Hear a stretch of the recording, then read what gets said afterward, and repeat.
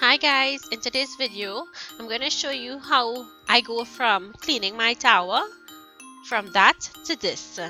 And this video was requested by my lovely viewers. So guys, I'm going to share with you all a quick video on how I do this. So I like to start by using my heavy duty oven cleaner from the home store. The brand is the home store, but I get it at the Dollar Tree. Now it's a very good oven cleaner. You can clean your stove, your tower, your pots, whatever you want to clean with it, you can clean with it. I don't use it on the inside of the pot, but I use it on the outside. You allow it to rest for 10 minutes and then wipe that residue off.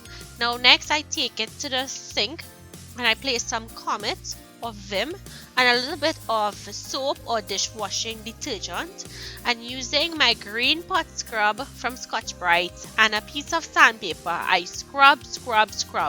Now to get it really clean, you have to put a lot of elbow grease and you have to take your time and scrub. It's not going to get clean within 5 minutes. It may take about 15 minutes in total scrubbing. So this is after the first scrub. You see that oil residue is still there. So I'll take the sandpaper and I'll go in with my fingers and rub on that oil residue to get it out.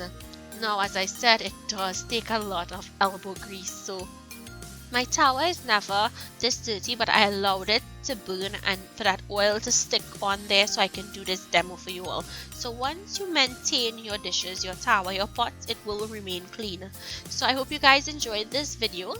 Check out my how to clean my pot video. I have two of them, one that I cooked on a fireside and a regular. Thank you all for watching, and I'll see you in my next video.